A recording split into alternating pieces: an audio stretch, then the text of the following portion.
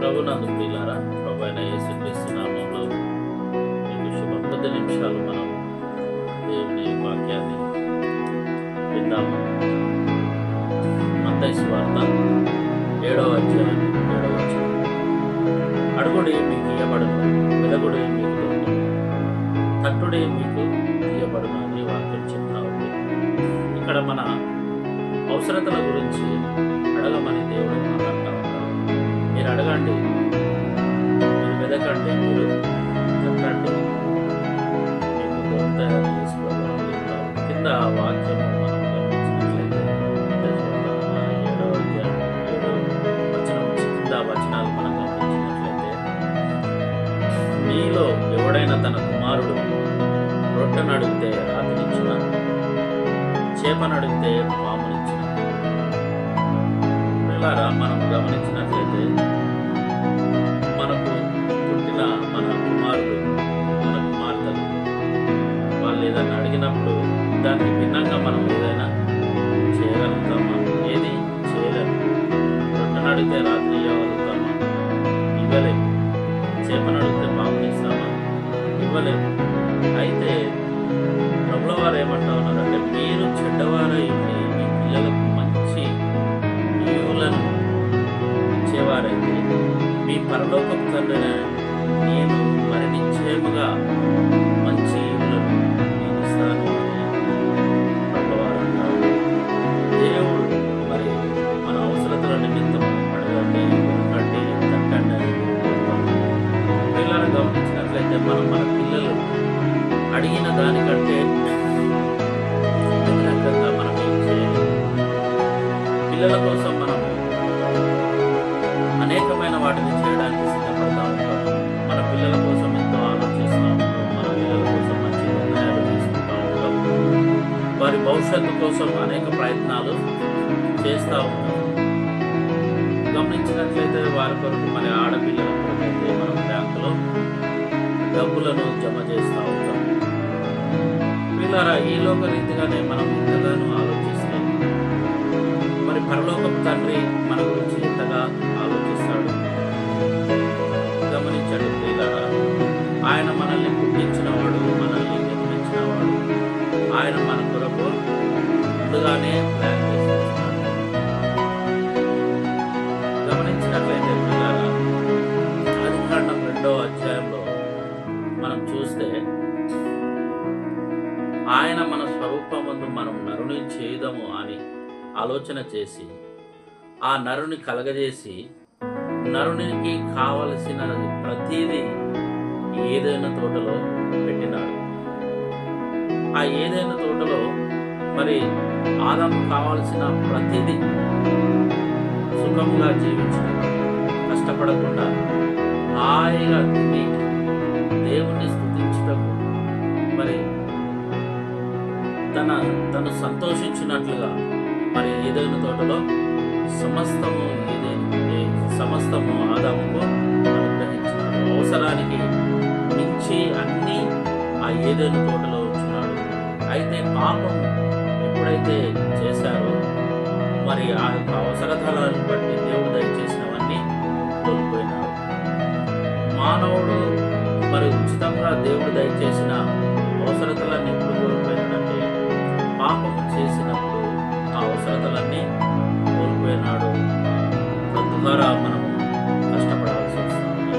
3వ అధ్యాయంలో చెమటను రక్తముగా మార్చి సంపాదించుకుంటామని దేవుడు చెప్తున్నాడు. అప్పుడు ఉన్న ఆదాము పాపం చేయకుండా ఉండినట్లయితే మానవునికి ఇన్ని కష్టాలు ఉండేది కాదు. ఇలాంటి సందర్భంలో కష్టతరమయ్యే పరిస్థితులలో మరి భూమి మీద మనం ఉన్నాం కాబట్టి, ఆయనే మన పరలోకం తండ్రి కాబట్టి నన్ను వెదకండి, నన్ను తట్టండి అని అంటాము. అడిగితే నేను ఇస్తాను అని దేవుడు అంటాను. కానీ పిల్లలు చాలా మంది ఏం చేస్తారంటే, దేవుడు అడగమన్నాడు కదా అని వారి యొక్క భోగేచ్ఛల నిమిత్తము, భోగముల నిమిత్తము అడుగుతున్నారని వాక్యం సూచిస్తుంది. యాకోబు రాసిన పత్రిక 4వ అధ్యాయంలో చూసినట్లయితే చాలా మంది వారి యొక్క భోగేచ్ఛలను అనుభవించడం, వారి సుఖాల కోసం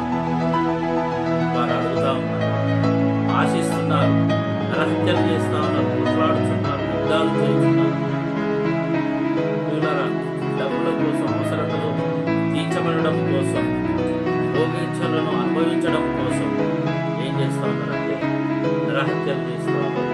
ఈ రోజుల్లో మనం చూసినట్లయితే డబ్బుల గురించి నరహత్యలు చేస్తూ ఉన్నారు, యుద్ధాలు చేస్తూ ఉన్నారు, పోట్లాడుతూ ఉన్నారు. కానీ వారికి ఏమీ దొరకటం లేదు. గమనించండి ప్రియులారా, మరి అవసరతలు తీర్చబడాలంటే కష్టపడకుండా మరి నరహత్య చేస్తే చాలు, దొంగతనాలు చేస్తే చాలు. ఇలా ప్రజలు ఇష్టానుసారంగా మరి విచ్చలవిడితనానికి అలవాటు పడ్డారు. మరి దేవుడు అడగమంటే మన యొక్క శరీర దురాశల కొరకు మనము అడుగుతా ఉన్నామని వాక్యం సెలవిస్తూ ఉన్నది. ప్రభునందు ప్రియులారా, ఈ లోకములో డబ్బు కొరకు అనేకమైన హత్యలు చేస్తూ ఉన్నారు, డబ్బు కొరకు యుద్ధాలు జరుగుతూ ఉన్నాయి. వెంటనే ధనవంతులు కావాలనే ఒక ఆలోచన అనేక చోట్లలో ప్రియులారా ధనవంతులు కావాలని అనేక మంది స్త్రీలను వ్యభిచారానికి అప్పచెప్తా ఉన్నారు.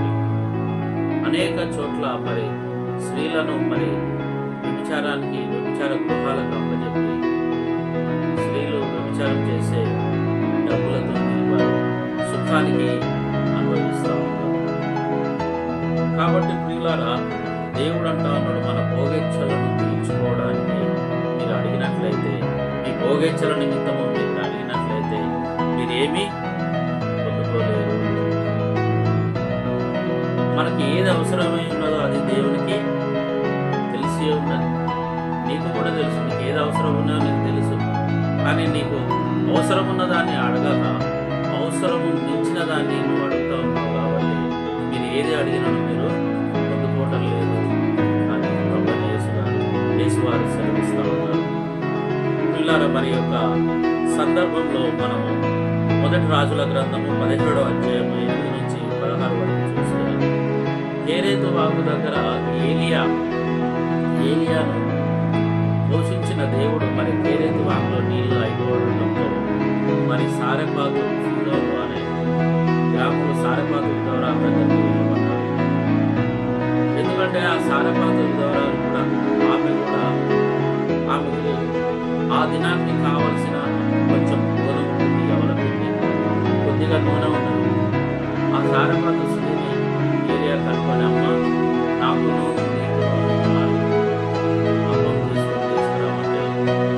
మాకు ఈ దినానికి సరిపడే ఉన్నది, మరి ఇది తిని మేము చచ్చిపోదామని అనుకున్నానని ఆ ఏలియాతో చెప్పినప్పుడు పిల్లరా ఏలియా అంటూ ఉన్నాడు. ఇక్కడ మనం గమనిస్తే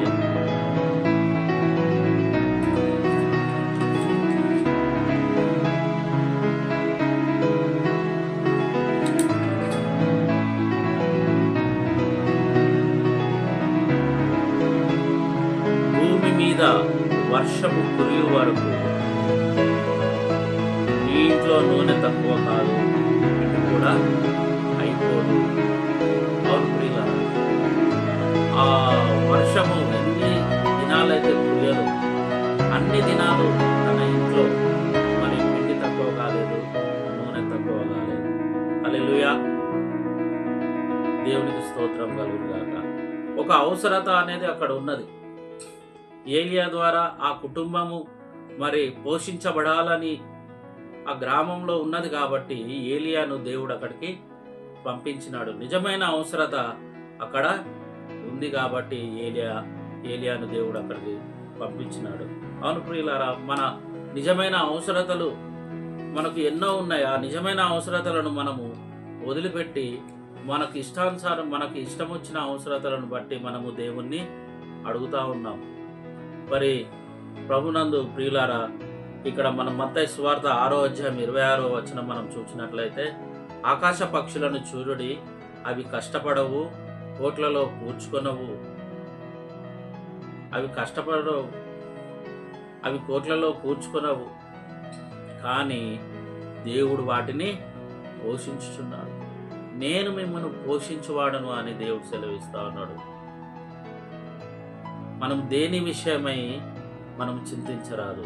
యోహాను సువార్త 15వ అధ్యాయం 27వ వచనంలో వాక్యం అంటా ఉన్నది, మీ హృదయములను కలవరపడనీయకుడి. దేని నిమిత్తమైతే నువ్వు కలవరపడతా ఉన్నావో, దేని నిమిత్తమైతే నువ్వు చింతపడతా ఉన్నావో ఆ చింత యావత్తు మనం ఆయన మీద వేయాలంటారు. 1 పేతురు రాసిన పత్రిక 5వ అధ్యాయం 7వ వచనంలో అంటా ఉన్నాడు, మీ చింత యావత్తు ఆయన మీద వేయుడి, ఆయన మిమ్మల్ని గురించి చింతించుచున్నాడు. నీ యొక్క అవసరతలు, నీ కుటుంబ అవసరతలు, నీ ఆర్థికపరమైన అవసరతలు, నీ ఆరోగ్యపరమైన అవసరత దేవునికి తెలిసే ఉన్నది. కాబట్టి నీ హృదయంలో కలవరపడుట వలన నువ్వేమీ చేయలేవు. అందుకనే దేవుడు అంటా ఉన్నాడు, నీ అవసరతను బట్టి నన్ను అడగండి, నీ అవసరతను బట్టి నా దగ్గరికి రండి అని ప్రభువైన యేసు సెలవిస్తా ఉన్నాడు. మరి యొక్క సమయంలో నీ అవసరత ఏదై ఉన్నది, చిన్నది కానీ పెద్దది కానీ, నీ అవసరతను బట్టి నువ్వు దేవుణ్ణి అడగాలి. అడుగుడి మీకు ఇవ్వబడును, వెతుకుడి మీకు దొరుకును, తట్టుడి తీయబడనని దేవుడు అంటా ఉన్నాడు. కాబట్టి ప్రియులారా, నీ గురించి తలంచే చింతించే దేవుడు ప్రభువు నీకుండగా నీకు దిగులేలా దండగా. ఈ ఒక్క వాక్యాన్ని మరి వింటున్న ప్రియ స్నేహితుడా, తల్లి, చెల్లి, గమనించి నీ అవసరతలను బట్టి ప్రభువునందు మోకరించి నువ్వు అడిగినట్లయితే దేవుడు నిన్ను గురించి చింతించుతున్నాడు. కాబట్టి నీ ప్రతి అవసరతను తన మహిమైశ్వర్యంలో దేవుడు తీర్చునుగాక. ఆమేన్.